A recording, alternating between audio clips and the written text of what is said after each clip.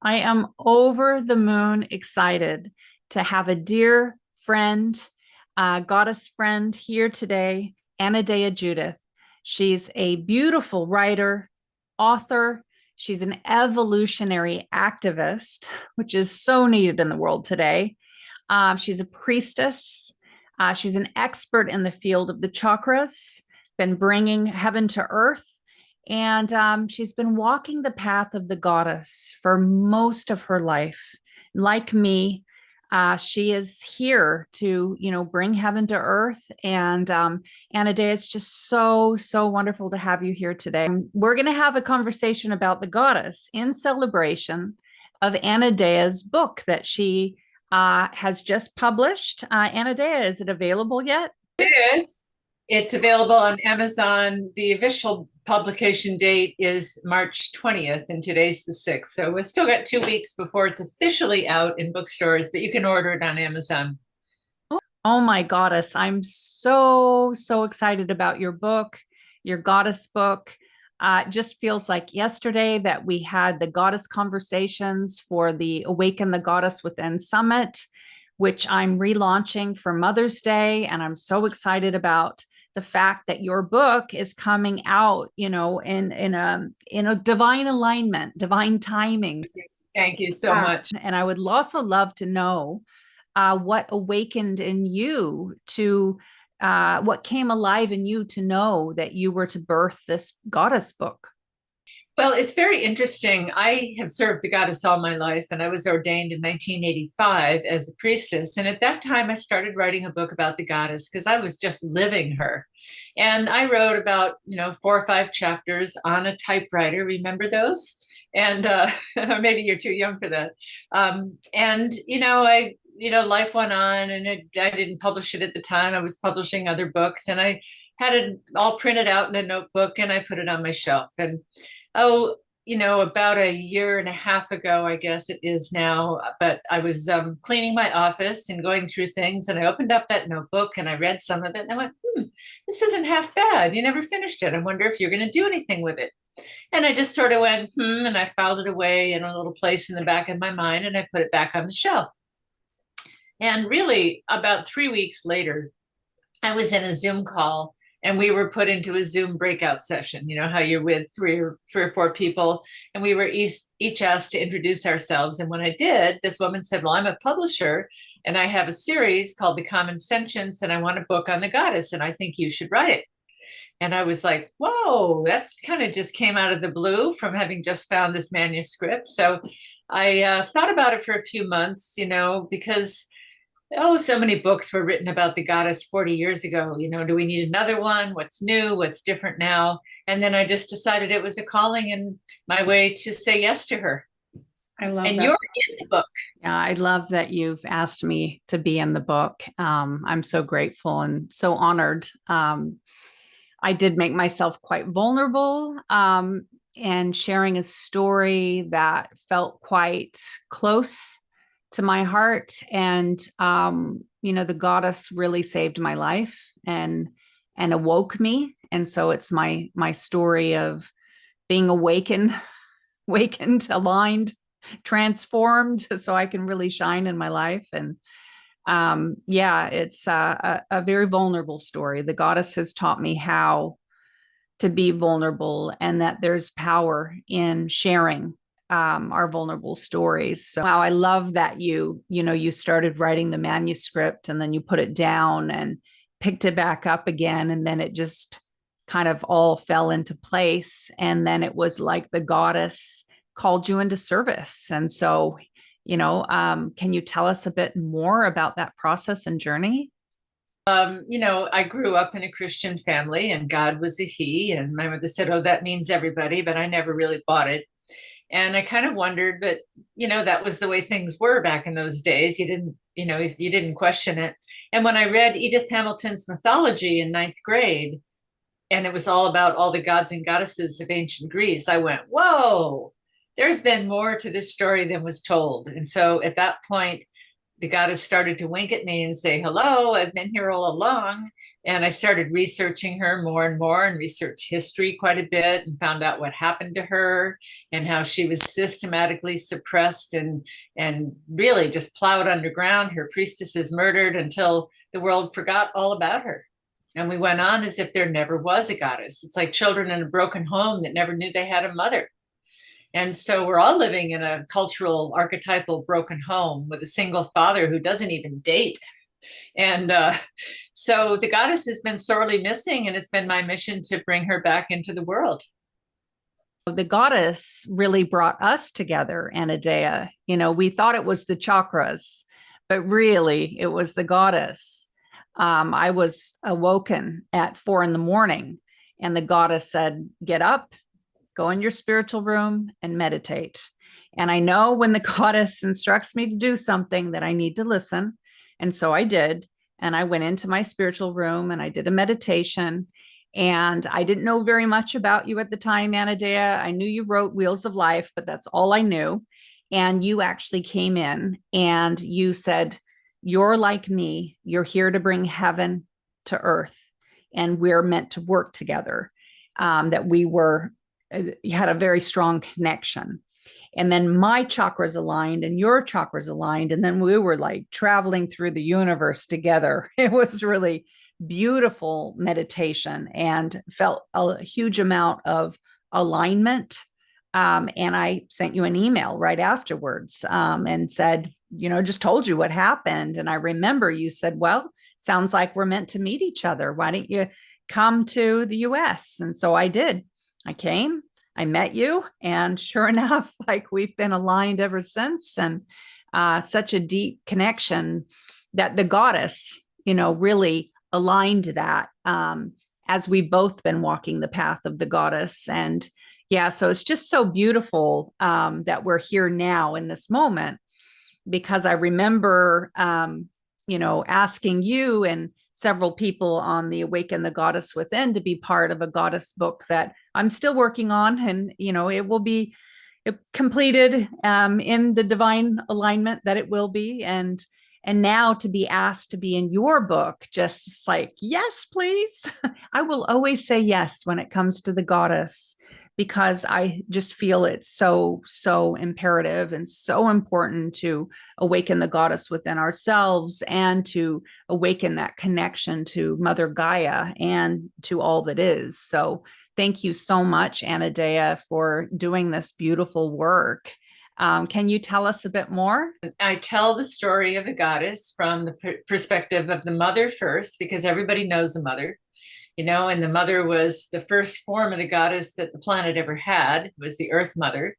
And then I follow her through history into the crone, which was the period of time that is the fall of the goddess, when she was destroyed, when her temples were destroyed, when her statues were beheaded, when her priestesses were killed, all the way up and through the Inquisition, and how the goddess fell and got wiped out from the collective consciousness. But then I go to the maiden, and I talk about her resurgence and how she's coming back today. She's coming alive in parks and meadows and living rooms and circles. And she's coming alive. People are beating her drums once again and singing her praises. And then I talk about a fourth aspect of the goddess called the queen. We think of it as maiden, mother, and crone. But actually right now there is a period for women who might choose not to have children, or they've raised their children and they're still really viable and healthy, and they have 20 years to give their service, and they become queens, and they rule in service of humanity.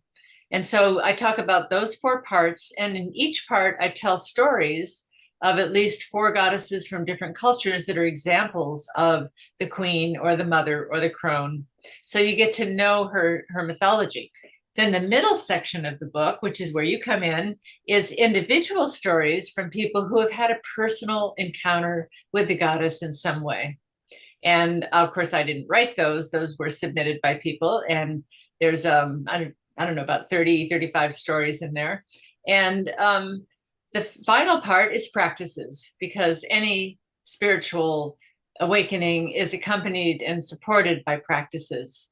And one of them, for example, is getting down on the ground and apologizing to the goddess. And even if it's not anything you have done, apologizing for what's happened to the earth, apologizing for the way she was plowed into the underground, apologizing for what has been done to her, even if you yourself didn't do it.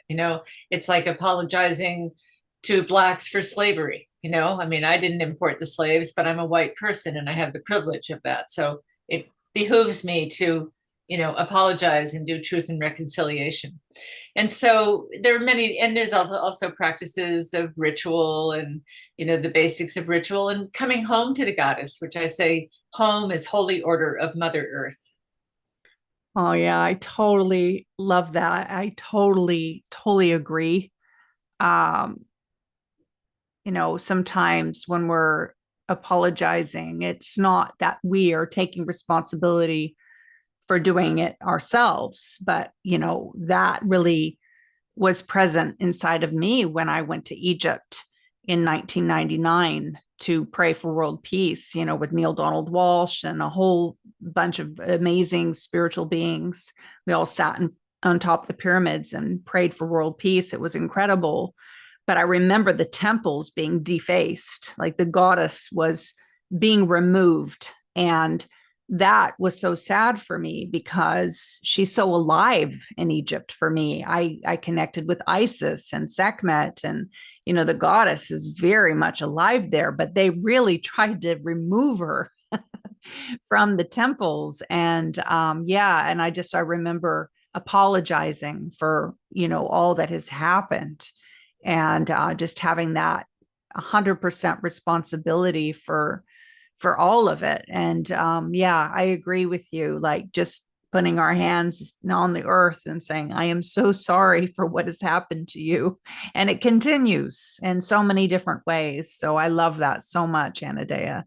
Is there anything else you'd like to add? Well, just that, the goddess is not God in drag. She's not Jehovah in a skirt. She is something wholly other than what we think of as God and religion and the masculine deity. The masculine deity is fine, there's nothing wrong there. It's just he doesn't have a partner. There's nothing wrong with having a father, but you need a mother. And so the goddess is joy, she's beauty, she's color, she's aliveness, she's pageantry, she's pleasure. She's all the things that have been cut out of patriarchal religion. And I think it's why, and she's also nature. And so when we have a time in the world when nature is really hanging by a thread, and we're looking at climate change and we have wars, and I think a lot of this is over the loss of the goddess. Right now we have a war in the Middle East, as probably everyone in the world knows, and the Middle East has not been at peace for centuries. And really, it was one of the first places that had an established stronghold of the goddess. And once she was wiped out, there has never been peace in that land. And it's been men fighting each other ever since. I love that, because my next question was going to be, how does awakening the goddess relate to feminism and the world today? And I've often thought about that too. It's like when women stepped into their power, it was almost like they became like men, cutting their hair short. I mean, it's not the case for everyone, of course. Some women love having short hair, but it was like we became more and more like men instead of becoming like women. And I mean, I have a dream where women in positions of power running for president can wear a beautiful dress and their makeup and their jewelry and be beautiful. And so could you speak more into the pageantry of the feminine and how that's been pushed down, and that is what we're needing to reconnect with? Well, the goddess religion is a participatory religion. It's not one where you sit on a pew and somebody in front calls all the shots and you kneel and obey and mumble, your responses. It's a participatory, really sacred theater. And sacred theater involves colorful costumes, and it involves music and dancing, and it mirrors the cycles of the seasons and the mythology of the ancient stories. And it brings the divine into us, and that we are divine. We're not separate from it. And so I think that's a big difference. The goddess is immanent. The god is more transcendent, but the goddess is immanent. She's in you and me and every living thing. I love that. And it's the connection to the earth as well. I remember I was really into religion when I was young because my family was not, and I was trying to find answers. And I loved the community aspect. But when they started to tell me that crystals were evil and bad, I was like, hang on, crystals are part of the earth and the earth is beautiful. Like, how can that be? And so it was another layer of that, shaming and blaming the feminine, because the earth is the goddess as well. Can you speak a little bit into that as well? Yeah, well, when the goddess was denigrated, so was the material world. And the material world was seen as base and coarse, and we're supposed to transcend that along with the body and go to some ethereal thing that isn't here and now. And in doing that, we debased our bodies. We don't take care of the earth. We don't see it as sacred. We don't see the sacred interconnection of everything. And no surprise, we have health crises, we have environmental crises, we have financial crises. This is all about the denigration of the material world. Material world is not inferior. All you have to do is look at the bounty of nature, walk through a forest and see the perfection of all of the trees and animals and plants growing together, to look at a meadow full of countless wildflowers. And we see that matter is not inferior. It is an expression of a divine intelligence that is here for us to appreciate and celebrate and emulate. Nature is here to teach us how to do it. And so when we denied the goddess, we denied all the values that went with her, and they became inferior values. Thank you so much. And this is actually the perfect moment to say Anodea has written another book called The Global Heart Awakens. And that book is a deep dive into the connection we have with the planet. And that's one of my favorite books you've written. I haven't read the Goddess book yet, though, so that might be my new favorite. Well, the Goddess book summarizes much of what is in the Global Heart book, at least in terms of the history. And in the Global Heart book, I go into it even more deeply, how the mother was worshipped, how she was plowed under in the time of patriarchy, and how that set up everything that we're dealing with today. Yeah, I just love the connections you make, Anodea, to feminism, to women and their rights, and also the connection to the earth and the connection to our lives in moving forward. Do you have anything to add? Just that March 8th, 2 days from now, is International Women's Day, and this is a time to bring her back again. She is rising. Your book, in my opinion, is so needed, desperately needed. And I feel everyone needs to read it, really. And so that's why I asked you to come on here and we talk about well, thank you. Thank you so much. Yeah, and thank you for also opening it up to the personal stories that get shared too, because everybody has such a different experience of the goddess awakening in them. The goddess is cyclic, so she doesn't die. She was plowed under, but that just makes her more fertile, and she is coming back. Yes, she is. Fasten your seatbelts. Yeah. And great to talk to you again so many times today. Wonderful. Okay. So have a wonderful Thank you, and blessed be.